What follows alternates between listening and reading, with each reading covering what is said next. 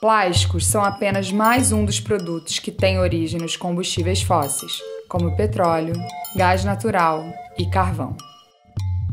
Só que, ao contrário de outros produtos como gasolina e gás de cozinha, plásticos como polietileno e polipropileno são muito baratos, e a tendência é que o preço caia ainda mais nos próximos anos. Além dos problemas do pós-consumo que os plásticos causam, o petróleo e combustíveis fósseis têm causado um outro dano de proporções incalculáveis no planeta: o aquecimento global.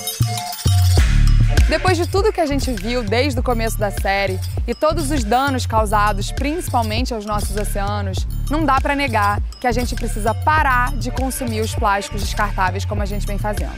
E para isso as indústrias precisam investir em embalagens alternativas. Mas será que faz sentido elas investirem em embalagens alternativas se o plástico é tão barato? Tem alguma coisa que não está fechando nessa conta, porque o plástico não é tão barato assim. E é isso que a gente vai ver hoje. E eu te sugiro ficar até o final desse episódio.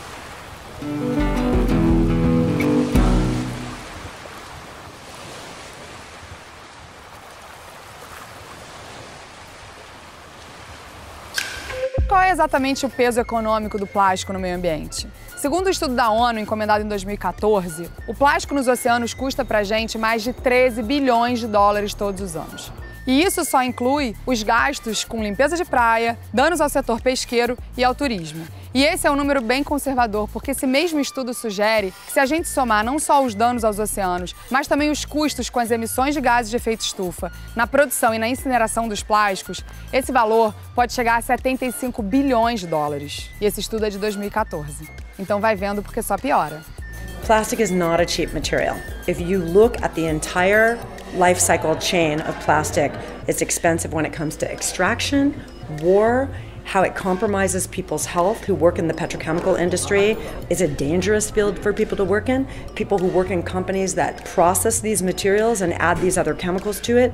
Men who work in companies that are using bisphenol A to create plastics have a 40 to 60% drop in their sexual function. That is not something that is cheap, that's expensive. And then it's coming back at us because we've suddenly created all this waste just from buying some food, right? It would be amazing, wouldn't it, if fruit came with its own peel or package? Oh wait, it does. Who's paying the price of this? We pay the price. We pay the price with our health, the environment, the ocean, our waterways, our neighborhoods being polluted and looking disheveled and unsightly. But the thing is, if you market things at people and you repeat it to them enough, then they believe you, right? So plastic is not a cheap material. Nós sabemos que todos os produtos derivados do petróleo, direta, indireta, segunda, terceira, quarta geração, eles tendem a ser muito baratos porque tem um fator de economia de escala. Mas aquilo que eu acrescento é que o plástico não paga pelo dano ambiental que ele causa, né? Se todos os produtos pagassem pelo dano ambiental que causa, o plástico seria muito mais caro. Esse é o ponto que nós trazemos. Todos os produtos devem pagar pelo dano que causam. Isso tem um nome, se chama externalidade.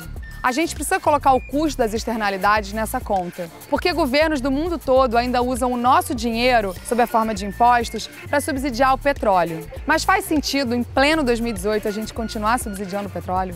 Mesmo com todas as fontes alternativas de energia já descobertas? E com todos os custos que aumentam todos os anos justamente para mitigar o que o petróleo causa? Quando a gente leva em conta custos com saúde, limpeza e proteção ao meio ambiente, a gente acaba pagando em dobro, talvez em triplo, o que a gente já pagou lá atrás com os nossos impostos. E pior, no final das contas, a indústria do plástico não paga nenhum centavo. É a chamada privatização dos lucros e socialização dos prejuízos.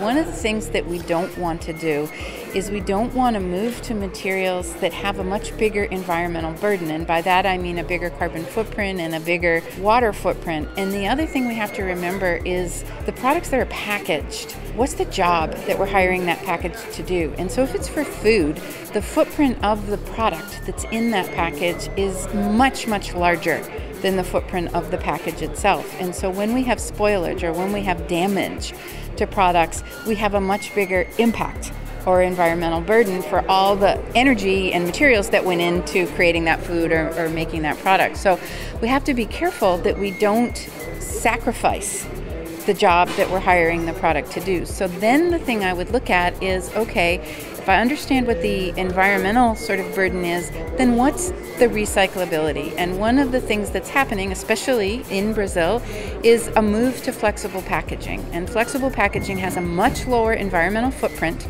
but right now it's not collected. There's no value at its end of life. So I would argue that we need a really large and. We want a low carbon footprint, and we have to collect this material, and we have to recover and recycle it in order for there to be a benefit. And if there is no value at the end of its use, it's not going to get collected and it's going to become waste. And so the biggest issue is creating that value, creating that pull through for that material, because I don't think it's going to go away, because it is a very efficient way to keep the food fresh and to keep people able to buy the products that they want. So what we have to do as a society is say it's unacceptable for this to be one way, it has to be recovered and collected. Recolher material que foi descartado e introduzi-lo de novo na cadeia produtiva, ou seja, reciclagem, é o que há de mais eficiente hoje, para evitar que ele chegue ao meio ambiente. Mas do jeito como acontece hoje, não é o suficiente. Isso porque ainda não temos uma economia circular, onde o pensamento sobre os produtos inclui o que acontece com eles após o consumo. Algumas empresas já deram os primeiros passos. Outras estão na frente, como a indústria das latas, que consegue no Brasil uma reciclagem próxima a 100% e um produto desenhado para ser reciclado integralmente no final da sua vida útil, quantas vezes for necessário e sem perder a qualidade. Here at Ball Corporation, we've been in every different substrate in terms of beverage packaging, and in fact we were in plastic up until late 2010 or 2011. We got out of plastic specifically because from an environmental perspective, a social perspective, and an economic perspective, it was not sustainable. Because you can't have recycling without good collection. And if you get good collection, that's only the start of it. Then you have to recycle. But I know with the aluminum beverage can, which is the only substrate with real value, real economic value, if you can get that collection right, you'll get that recycling right. I say that because with plastic, it's not the case. You can collect, but that doesn't mean you will recycle, because if there's no economic reason to recycle, it's not going to be recycled, and that's one of the problems with plastic today. There is just not an economic reason to recycle. And so yes, you can collect, but don't ever confuse collection with recycling. I can say though, we can say though, with aluminum beverage cans, when you collect, you do recycle. Mas quando se fala de plásticos e produtos feitos de polímeros, como os pneus, fazer a coleta não é a única solução, porque a quantidade de lixo gerada é absurda. É preciso que haja criatividade na hora de projetar os novos produtos em que eles podem se tornar, de preferência, produtos que tenham a vida útil mais longa. Think of each material as a little bit differently. So what I started to talk about is when we think of aluminum, it's a metal and it can be recycled indefinitely. So the footprint of the material in its second use is 90% less than the environmental footprint in its first use. So it totally makes sense to recycle it. And you can recycle it into things that are other than cans, bicycles or trucks or airplanes, whatever else. So that circularity, there's a tiny loop that comes back to the original product, but there's a bunch of bigger loops. The same is true for plastics, but we don't do that today. We just think about mechanical recycling. We don't think about chemical recycling. So once we kind of recognize that we really have to clean up this mess, chemical recycling will take a broad variety of those materials and allow us to put them back into virgin products. We're going through a complete rethink as we speak, because the world around us is changing as we speak, and we need to be looking forward on what are the new ways and what are the more advanced ways of doing this, as opposed to looking backward and say this is the way we've always done it.